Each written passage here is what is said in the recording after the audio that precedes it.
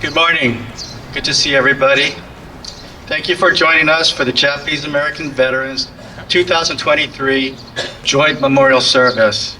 This is truly a Little Tokyo community event, with our sponsors being Veterans Memorial Court Alliance, Go for Broke National Education Center, Japanese American Cultural and Community Center, Japanese American National Museum, Cairo, and the Little Tokyo Service Center.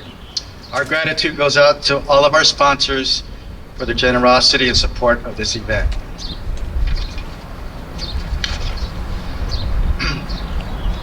Today we are honored to have with us members of the Office of the Consulate General of Japan. They are Consul General Kenko Sone, Mrs. Mami Sone, Consul Yasuko Kurihara, Jennifer Usaya. Thank you for joining us this morning.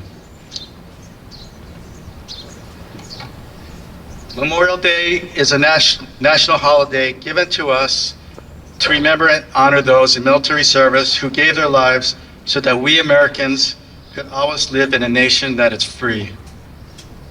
In the relatively short span of our country's history, 1.1 million men and women in uniform have lost their lives in war. And the cost doesn't end there. Just between 2001 to present day, 125,000 veterans have taken their own lives. I ask that we always keep our military and veteran communities in our thoughts and our prayers. Thank you. Cadet Commander, please present the colors.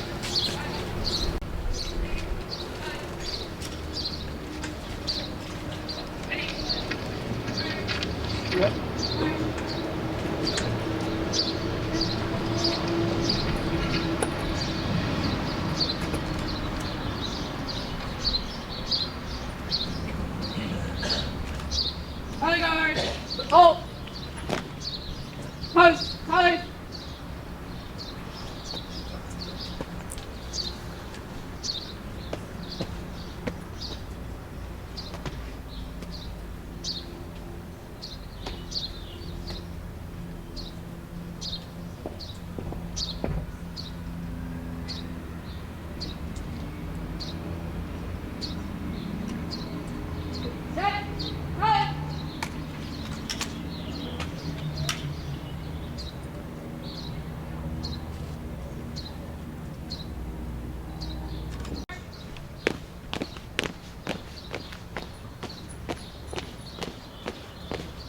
Oh, word! March! Sorry for jumping the gun. Reverend Mark Nakamura, please give us invocation. It is always an honor and privilege to be a part of this annual Memorial Day service, and I welcome all of you here. I invite you to pray from whatever religious tradition you represent. Let us pray. Our Heavenly Creator, we gather today as a community to give you thanks. To give you thanks for those veterans from our families who gave the supreme sacrifice over the many decades. We ask that you continue to lift up their memories among us, and especially to continue to comfort their families. We look towards the time spoken of by your prophets, when swords shall be turned into plowshares and war shall be no more. But until that time comes, we ask your guidance, your providence over our veterans and over our current day members of our community who continue to serve their nation proudly. We give you thanks for this time together and lift up all of our prayers through the many traditions and ways in which we worship you. Amen. Our Pledge of Allegiance will be led by Brian Kita, Eagle Scout, Koyasan Temple, Boy Scout Troop 379. All those in uniform and veterans, please salute. I pledge allegiance to the flag of the United States of America and to the republic for which it stands, one nation, under God, indivisible, with liberty and justice for all. Oh, say, can you see by the dawn's early light what so proudly we hailed at the twilight's last gleaming, whose broad stripes and bright stars through the perilous fight o'er the ramparts we watched were so gallantly streaming, and the rocket's red glare, the bombs bursting in air, gave proof through the night that our flag was still there. Oh, say, does that star-spangled banner yet wave o'er the land of the free and the home of the brave?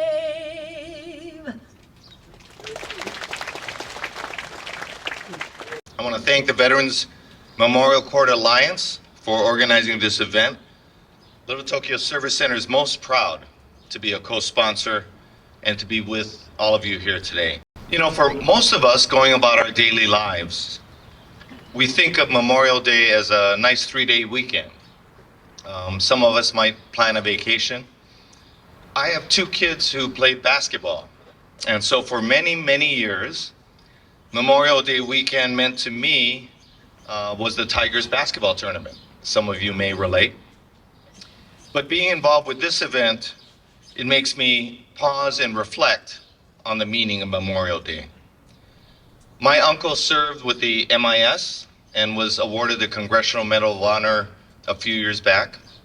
My father also served in the Army, serving with the occupation forces in Japan right after World War II. Memorial Day should be a time for us to reflect on the men and women who served, and in particular, those who made the ultimate sacrifice in doing so. I've not served in the military, and so I can't imagine what that experience was like, nor the experience of families who have lost loved ones. And so all I can do is to give my thanks and respect for those who have. Through their service and sacrifice, they honored their country, their families, and our community. And so it is fitting, I think, that we as a community honor them and their families here on the wall behind us, and by coming together to commemorate what they have done and to remind us of the true meaning of Memorial Day. Thank you again to the Veterans Memorial Court Alliance for helping us all to remember that. Thank you.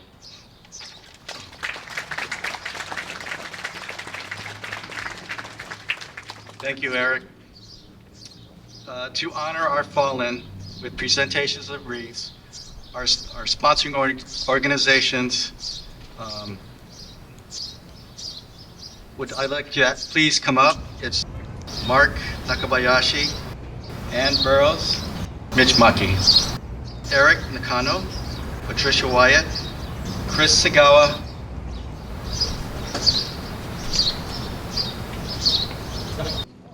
thank you to all our sponsoring organizations. Our speaker for this morning's service is Hubert Yoshida. As a young child during World War II, Hubert and his family were imprisoned in the Japanese concentration camp in Poston, Arizona. The rest of his childhood was spent on a farm in Watsonville, California. As a young man, he attended and graduated from the University of California at Berkeley. Hubert felt compelled to serve our country and applied for the Marine Corps Officer Candidate School, but he was rejected. Determined, he enlisted, and at the end of boot camp was awarded the American Spirit Honor Medal as a top recruit graduate across all the armed services. After a year as a private doing data processing at El Toro Marine Air Base, he reapplied for Officer Candidate School, graduated, and became a Marine Corps lieutenant. In 1966, Huber led a platoon in intense combat during the Vietnam War. He was decorated for valor with 2 Bronze Star medals. After his service, he worked for IBM, then joined Hitachi Data Systems, where he was vice president and chief technology officer. He retired in 2020 and is currently an emeritus chief technology officer at Hitachi Vantara. Hubert is the author of the book Operation Utah, The Die is Cast. He lives in Morgan Hill, California with his wife, Laura Okamoto Yoshida, who he met at El Toro. He has 2 children, Elizabeth and Michael, 2 grandsons, Joshua and William. A very accomplished person. We are honored to have him share with us today. Please welcome Hubert Yoshida. Thank you for this kind introduction. Welcome, everyone. Thank you for coming to remember and memorialize the our veterans who were killed in combat, who died serving our country. It is an honor for me to be here, being a Vietnam veteran myself, and remembering all those who have passed in service. Last mentioned that I was in the internment camp, and of course, those of us, I was 3 years old, and those of us during that period, we experienced a lot of prejudice, discrimination. But during that time, I had my uncle Hiroshi Shikuma serving in the 442 in Italy. He was wounded at Anzio. And I had my cousin, Shoichi Yoshida, who was with the 100th Battalion, Hawaiians call it 1 Puka Puka. And he served in France. And then later, when I got married, I was associated with George Suda, who served in the MIS. So those were my heroes, okay, my examples, which I aspired to be like. And when I was in the university, one day, President Kennedy came by and he spoke, and I came by the lab where I was working, and I was very inspired by his example of his words, his wisdom. And based upon that, I decided that I needed to serve. I needed to serve my country. And the best way I could do that was to serve, I thought, in the Marine Corps. Of course, as noted, I was rejected in 1962. They weren't looking for Asian American officers in the Marine Corps. But so I enlisted, but that was a good thing, because after I enlisted, I was assigned to El Toro, and that's where I met my wife, Laura. I went to church at the Japanese Free Methodist Church in Anaheim. So that was a good thing that came out of that. And God has a plan for our lives, I believe. And everything that happens is for a purpose. Now, these men have died, and I guess there was a purpose in their deaths. You know, sometimes it's hard for us to imagine what that is. But that is what happens. So we have on the wall to the side there a list of all the Japanese Americans who died in all these different wars. First one being in 1898, where 7 stewards on the battleship Maine died when the battleship was sunk in Havana, in Cuba. World War I, we don't know if there were any casualties there or any deaths there, but we know that Japanese and Japanese Americans served in that war. Okay, in Hawaii, there was a Company D in the National Guard that had 60 Japanese Hawaiians. I don't say Japanese Americans because Japanese could not be citizens at that time, but they are Hawaiian Japanese. Okay, and there are other examples of people, Japanese heritage that served in World War I, and maybe we'll find some of those and list them on the wall here. Of course, the most contributions came during World War II. While their parents in the West Coast were incarcerated in these concentration camps, these young men volunteered to fight for our country. And they did a lot to correct the discrimination, the misconceptions that people had of Japanese Americans. And so we owe them quite a debt for what they have done and what they have sacrificed. In the Korean War, it was surprising that there were so many who were killed in the Korean War, and I suspect that many of them were veterans of World War II. It was part of the 442 or the 100th Battalion. And then there was the Vietnam War. We only had 117 members who were killed there. And then there were the recent conflicts. The latest one was in 2019. Okay. So it still goes on, but thankfully not as awful as it has been before. So many of these wars, are memorialized, and we have memorials and we have names on granite walls. The Vietnam War is unique in that we had the Vietnam Wall in Washington, D.C., where every person who was killed in Vietnam is listed on that wall. And it's listed by date of their death. So for people who aren't familiar with the war, it's hard to find a name. But to those of us who served with these men, on panel 5 east of that wall, I can go there and I can see 102 names of men who had fought with me in Operation Utah in March of 1966. Okay, and when I see that, I'm very much emotional because I can remember some of their faces. I did not know all of those 102 names, but I knew that they fought with me in that battle.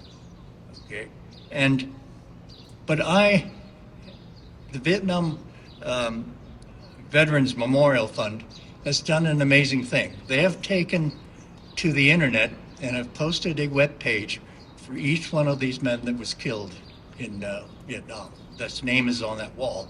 So I can go to that web page and I can look up their web page, see their pictures, and see the stories and memories that have been posted by their families and friends. And that way I can get to know these men. Okay, and they're not just names anymore. So on the Vietnam Wall, those of us who are veterans can go there and we can see the meaning in these names. Many times we go to these events or walls and we see the names, but the names mean nothing to us because we don't know the people. Okay, but with this Vietnam website, they call it the Wall of Faces, we are able to learn about their stories and be able to understand who they were and what they were like and why they perhaps went into this conflict. Okay. So I would like to share with you some of the stories of these men. Just a few stories. When I got the list of these names of the Vietnam veterans from David Miyoshi, I went and I researched every one of these. Okay, and it's very easy to do now with the internet. And this Wall of Faces was a website that I went to most of them. But let me share some of these stories with you because they're very interesting. Now, it was announced that there was going to be a commemoration service in Gardena at the Gardena Valley Community Center tomorrow. I'm sure that one of them that they would be recognizing is First Lieutenant Glenn Lee Hata. Okay, he was from Gardena, and interestingly enough, on his webpage, it posted that he was a Sunday school teacher at Gardena Valley Baptist Church. Okay, and here is a statement from one of his friends in the 101st Airborne. He said that this was a caring individual who took responsibility for the welfare of his fellow soldiers. So he was a caring person, a very caring person, even though he was a combat leader. Before he went to Vietnam, he also had an assignment commanding a group of recruits who were going to be trained to become Army officers. Now, one of the officers that he trained many years later became a lieutenant colonel, Ben Kenway. And he had this to say about this Sunday school teacher. He was a demanding, even-handed, dedicated officer who helped make better officers of us all. Okay, I think we need to have Sunday school teachers train these officers. You know, when you're a young man and you have this terrible assault weapon, okay, and you're angry or you're frustrated or you're fearful, you can do terrible things with that assault weapon. And you read it in the news every day now.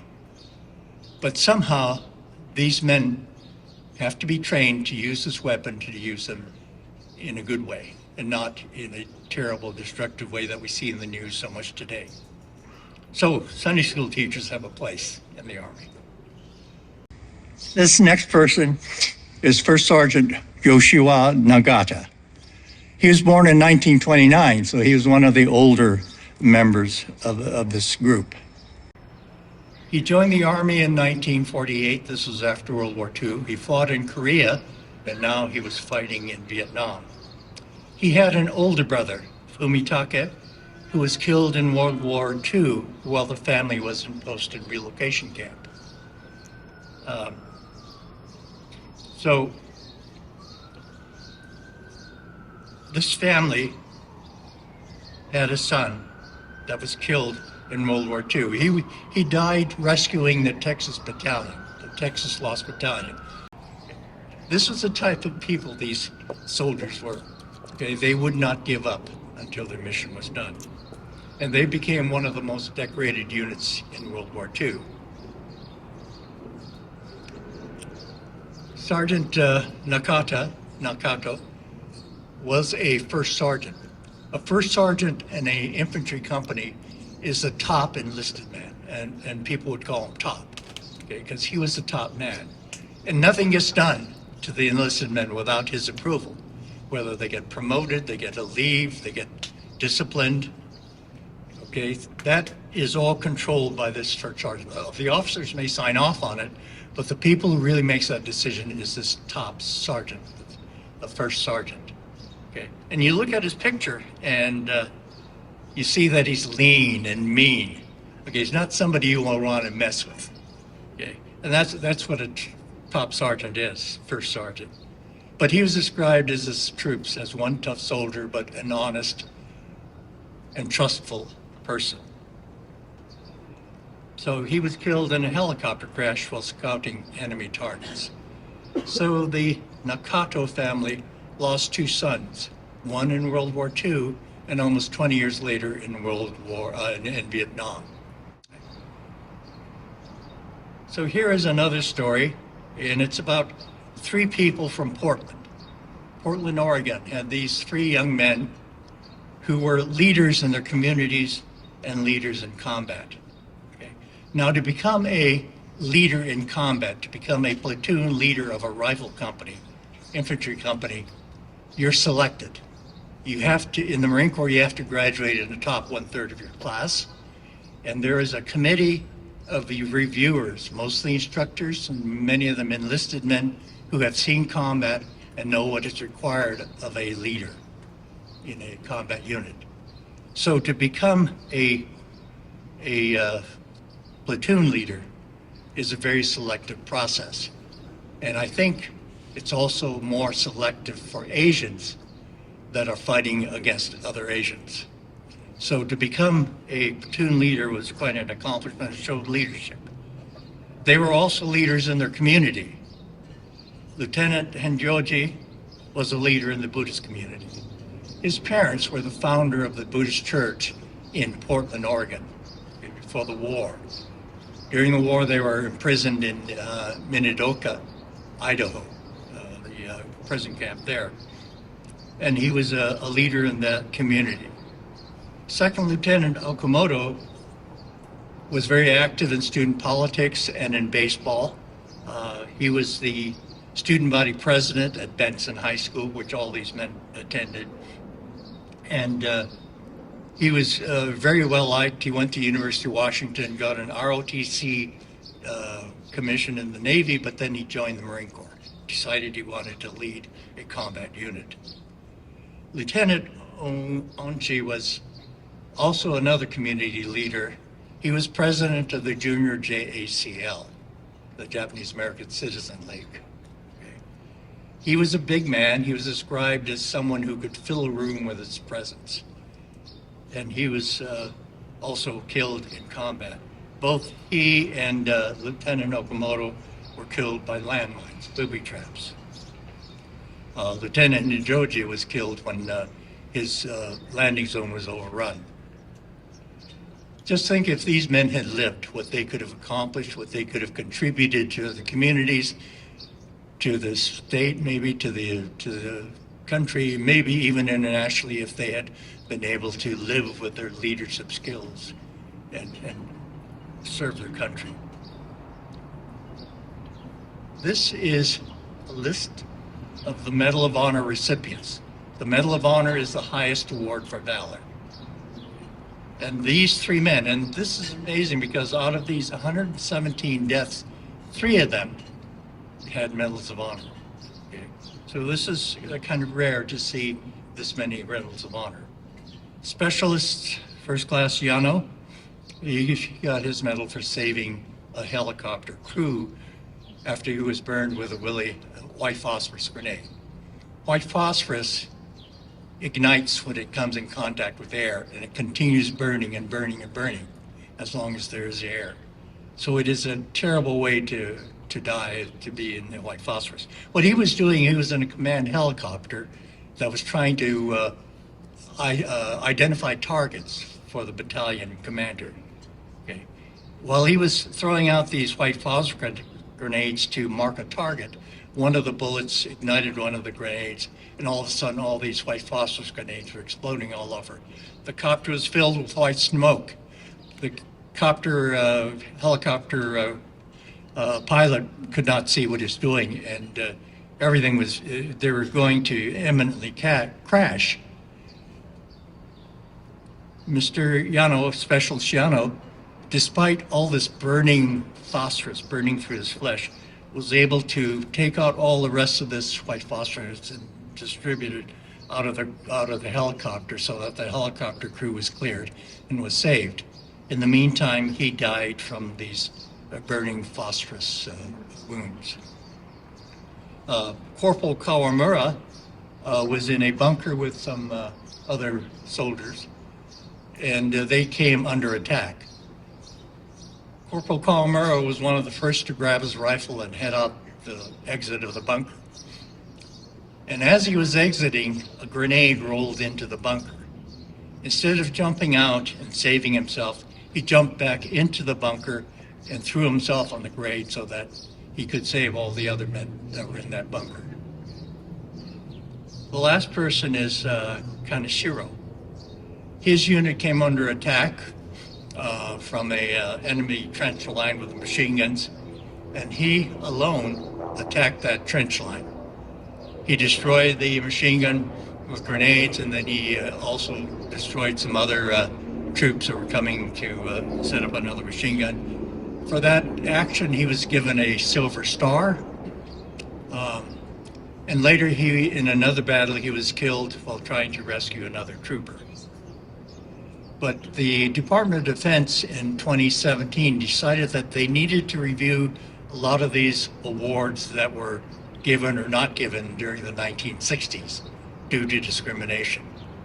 And when they reviewed his award, they decided that he should have gotten the Medal of Honor. And so in 2022, President Biden invited his son to the White House and awarded him the Medal of Honor for his father. So these are quite remarkable men who thought nothing of sacrificing themselves to save others.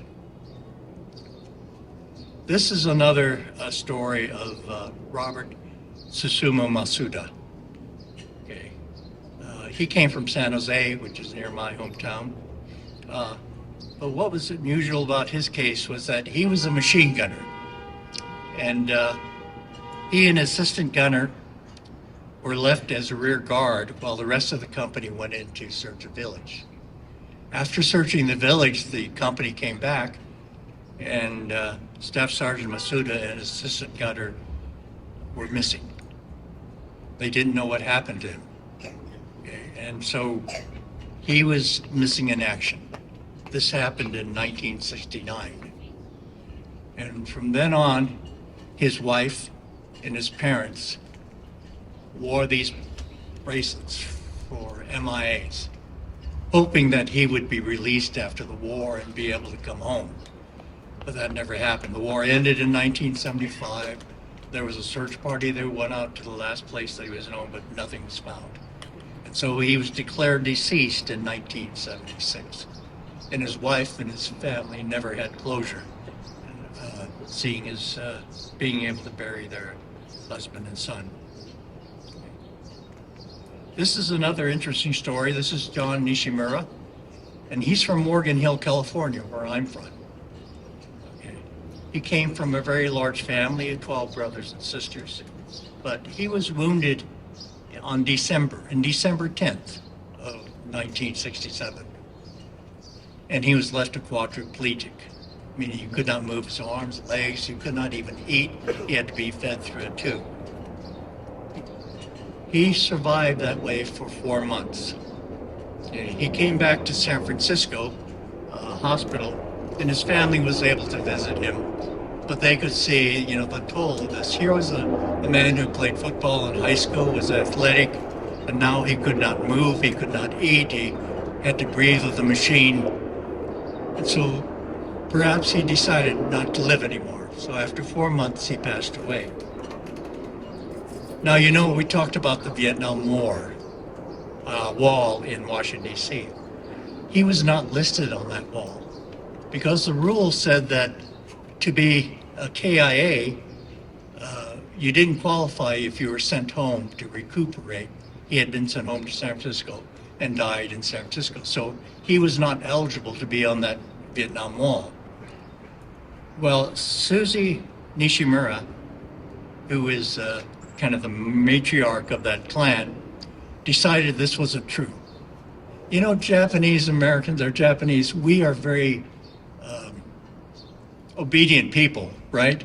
I mean, if the law says this, we obey the law. We don't change it. So they tell you to pack a suitcase and go off to a concentration camp, and we did that, right, without much protest.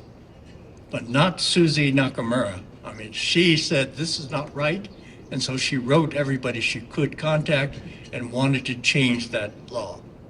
So in 2012, they have a traveling version of the Vietnam Wall that came to Sacramento.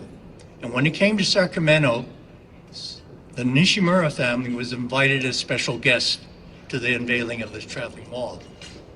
And when they unveiled it, there was John Nishimura name on that wall on 31 East Panel, line 70. It wasn't just his name. There are 10 other names added to that wall. And those 10 other names were added because of Susie Nishimura. I spoke to her just before I left.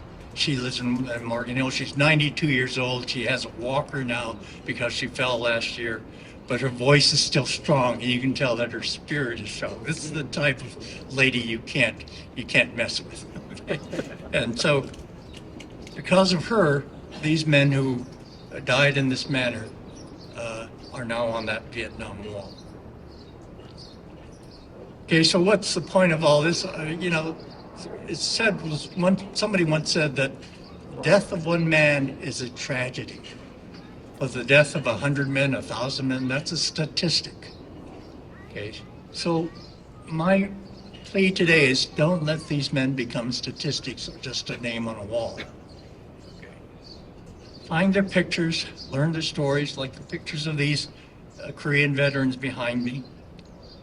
And as long as we remember them, somebody remembers them, they will be alive and they will be living.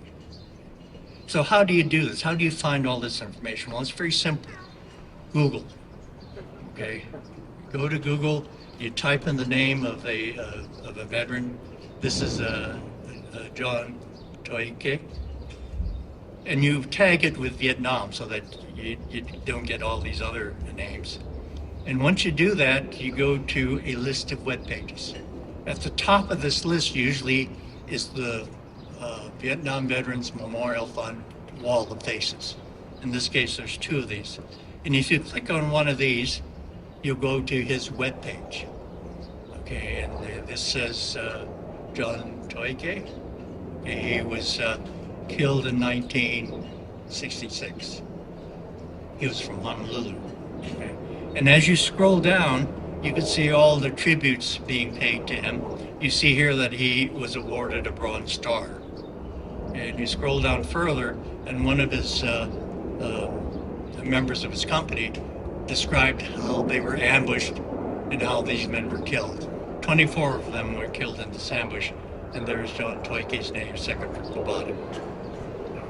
There's also other pages that you can go to on the web, and you can see pictures of him. And you look at those pictures and you know that this was a warrior. This is somebody probably who was going to stay in the army and become a first sergeant, like First Sergeant Nakato. But even if he didn't stay in the army, he would have done something adventurous, okay?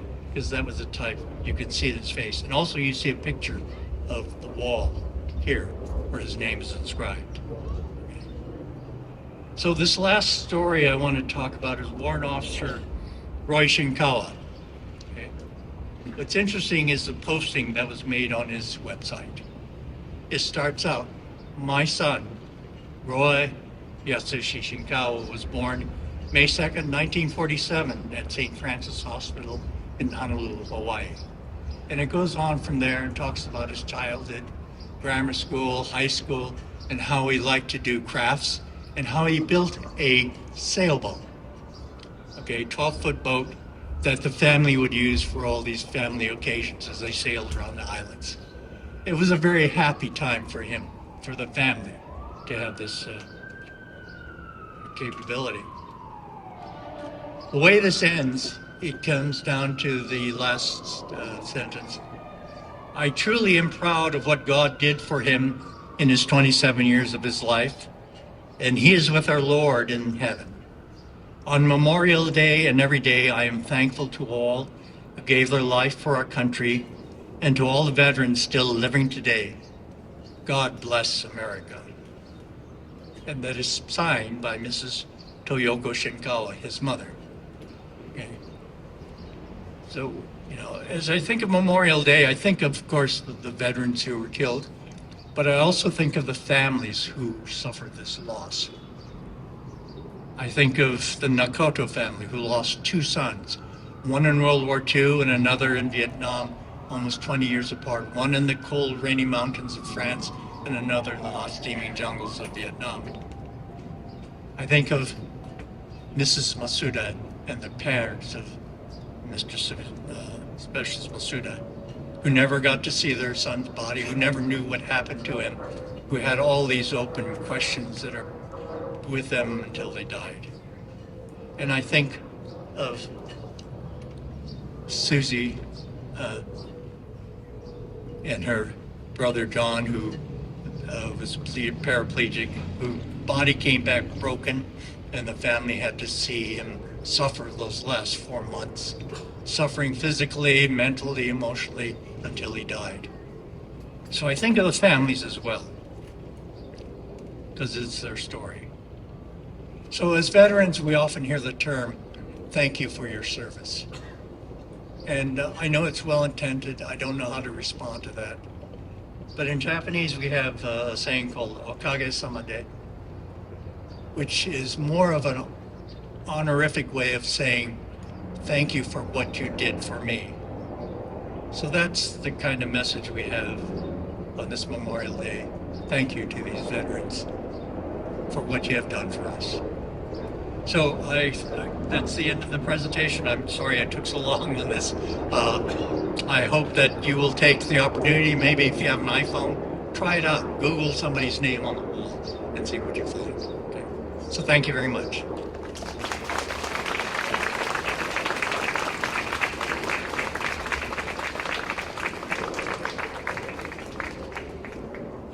Thank you, Hubert. Thank you for sharing your passion. of honoring those who have sacrificed for our country. And I'm very excited to announce that the Veterans Memorial Court Alliance will be partnering with Hubert to create an interactive website which will display the photo and short narrative of each Japanese American serviceman killed in our country's conflicts. This will be a place where family and friends can leave messages, pictures, connect, and share their memories. We know that this is a very daunting task and it will take some time, but we will do our best. This is Hubert's vision, and we are honored to be part of it. And for news on this project and VMCA announcements, you can go to our website, memorialcourtalliance.org, scroll to the bottom, and subscribe to our email list. Thank you. We will now honor our fallen with floral tributes. I'd first like to call up Gold Star Medal of Honor family, Sally Hamamoto and Suzy Fujimoto, sisters of Kiyoshi Muranaga, Medal of Honor World War II. They will be escorted by First Sergeant Mick. To present our honor roll, I would like to ask Beverly Ito, Mitch Maki, and Patricia Wyatt to come to the podium. Hi everyone, I'm Beverly Ito. I am the president and CEO of Cato, and it's such an honor to be a part of this event today. So I'm going to be reading some of the honorees. So in honor of Stanley K. Hayami and James S. Karatsu, we have Hideo Karatsu, Jean Karatsu, Amy Karatsu, Bree Karatsu Botelio, and Brooke Koratsu. Honoring Ted Fujioka, David Fujioka. Honoring Hiroshi Hagino, we have Carol Hagino, Wendy Kwan, Mike Kwan, and Jack Kwan. Honoring Susumu Slim Murakami, we have Karen Ishiki, Amy Shimizu, Christine Hamayasu, Tanya Murakami, and Dennis Ishiki. Honoring Jimmy Mayamura, we have Patty Hatashta, Kevin Hatashta, Chris Walensky, Kaikia Walensky, and Carrie Walensky, Vicky Uemura. Honoring Reed Nishizuka, we have Tim Baldre.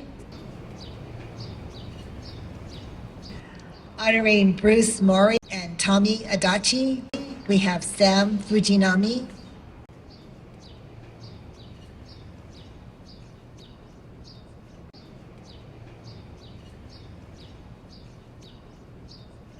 Honoring Kiyoshi Muranaga, who is a Medal of Honor recipient, we have Jennifer Hamamoto. Honoring Andrew Sasses, we have Stacy Sase, Susan Sasaki, and Kai Sase Venens.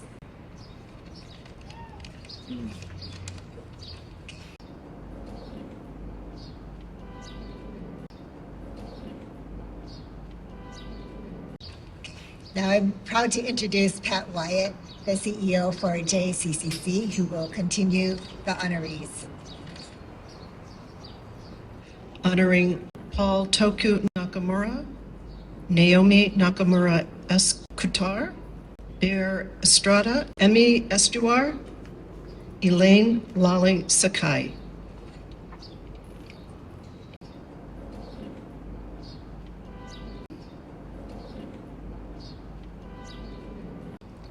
Honoring Danny Mia, Don Cerezi, John Masaki. Honoring Tadashi Obana, Kei Obana, Kimi Obana, Keith Obana, Kenny Ganiko, and Kathy Ganiko. Honoring Hisao Okimoto, Gloria Young. Honoring Tetsumi Yukuchi and Major Hattori, Miles Ueda. Honoring Lawrence Nihei, Kenneth Hashimoto, and Diane Hashimoto. Honoring Yukiwo Tanuye, Sarah Fukui. Honoring Roger Yamanaka, Russell Yamanaka, and Barbara Yamanaka. Honoring Gregory Shikata, Jean Shikata, and David Shikata. And honoring Douglas Yuki, Scott Takahashi. Thank you.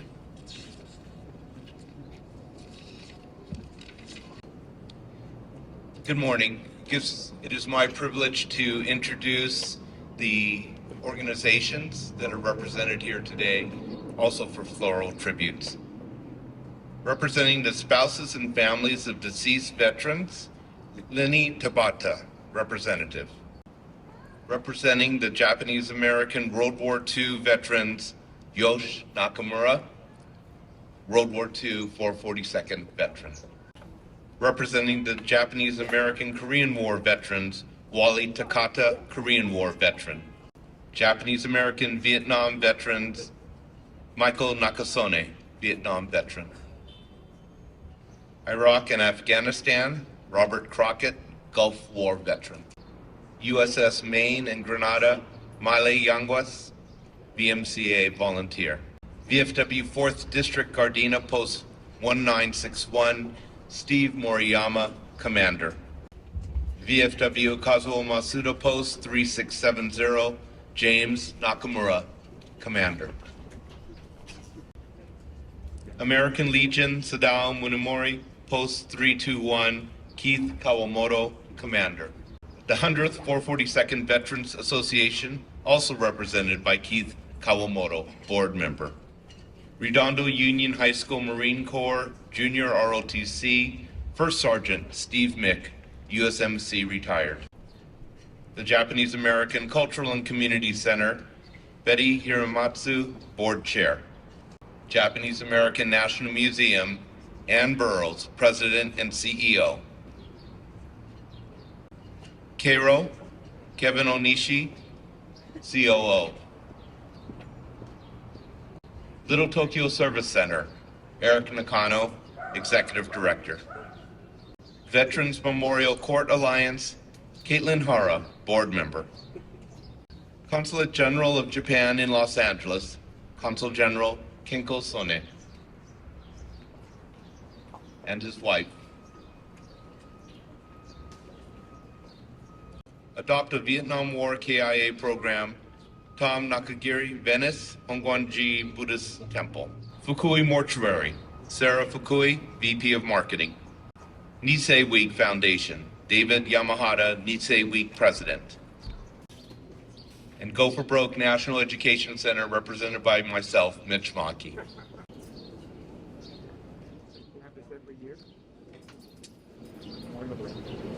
Thank you, Beverly, Mitch, and Patricia.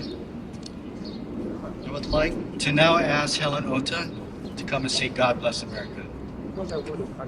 God bless America, land that I love. Stand beside her and guide her through the night with the light from above.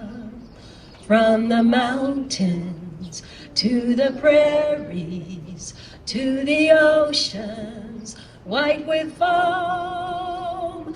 God bless America, my home, sweet home.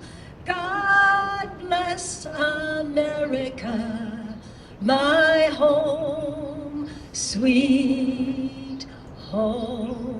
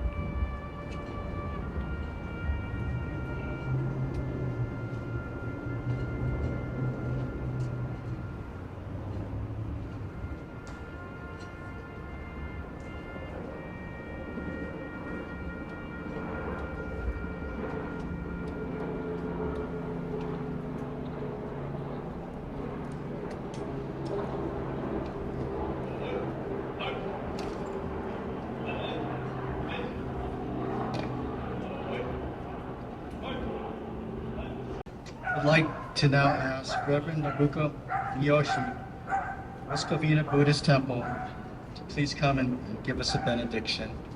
We've gathered here this morning, just as other millions of Americans gathered to pay tribute to those who sacrificed their lives to preserve this land's hopes and dreams.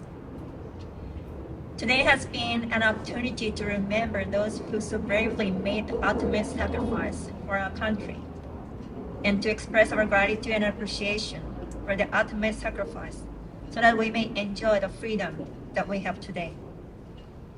So let us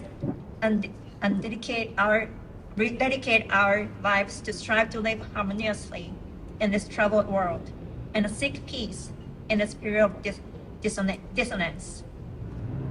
Never taking for granted our inalienable rights, by recognizing and fulfilling our responsibilities, by following the path left for us by these brave soldiers. Thank you. Commander Cadet, please retire the colors. Hi. Oh. Hi. Hi.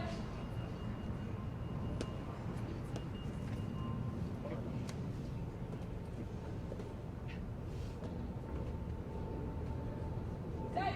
Hey.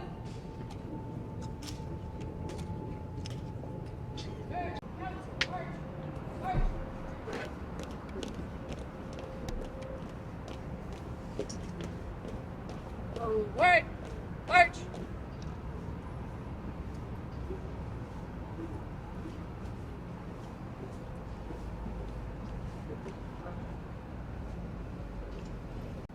Please be seated.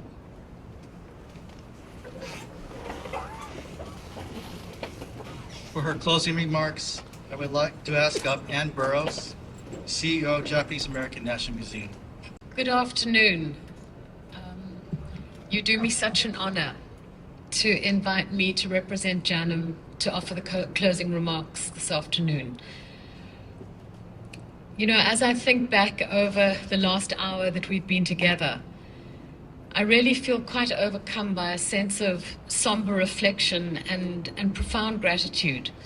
Profound gratitude not just to those who've served and to those who've fallen, but to all the families who've borne that torch of memory and love. Today, this weekend, is an extraordinary day in this country. For me, I always think of it's a Memorial Day, but it's also a day of reconciliation, because it's a day when communities across the country come together to remember and to reflect on the service and sacrifice of those who paid the true cost of freedom. It's also the weekend in which we honor those families, the families that are bound together in a loss that is almost unimaginable, a grief that no words can touch. You honor us with your presence. We know we lack the words to do justice to what you feel on this day. We can never fully know, but we do know what your sacrifice means to us, to this country, and that we can honor that sacrifice through our daily commitment to ensuring that America remains a place worthy of such sacrifice. That we can honor you, we can honor the families, we can honor those who've fallen by ensuring that future generations understand the importance of service, sacrifice, and honor. I also think of Memorial Day, and in fact, I borrowed this from somebody else, and I don't know who, but talked about Memorial Day as being this line that stretches across generations, this line that started at Valley Forge, and the line that continues today. And for the most part, the line that runs through is a line that connects, for the most part, ordinary men and women, but who by virtue of their courage, by virtue of their sacrifice, became extraordinary. And certainly for us, organizations like JANM, for Go for Broke, we tell those stories. We keep those stories, we keep those artifacts, the memories, the mementos of the lives that were not fully lived. But it's really the families, it's each of you who hold those memories. It's each of you who make these extraordinary memorials, these monuments in stone, that gather their power from their permanence, but it's you, the families, who actually give life to those memorials and who continue to give life to all of those names. I come from a veteran family. My father served in the Second World War. He was a captain in the South African Armored Division that fought from Taranto up to Milan in the Italian campaign. And my uncle was an RAF pilot. He was a squadron commander in the Battle of Britain. And I have two uncles who never came home. I myself am a veteran of the South African War for Independence, and I served in military intelligence. So it's my honor to join my family with all of yours. Thank you so much.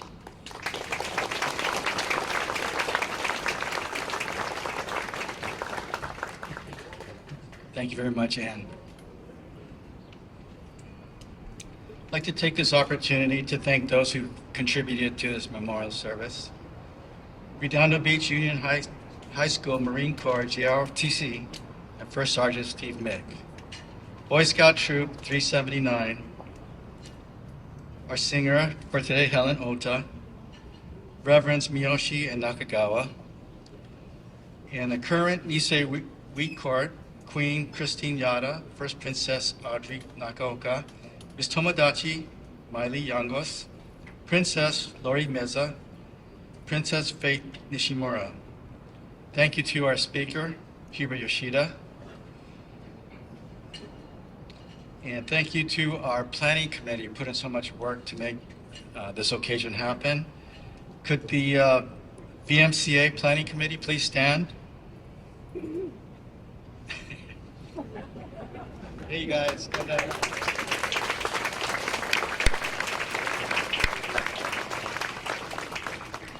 Thank you to all our memorial service sponsors.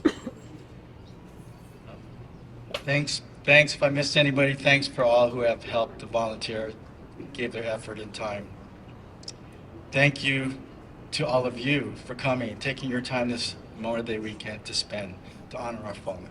I have an announcement concerning tomorrow's service at Evergreen. It has been canceled because of the passing of Catherine Tanaka.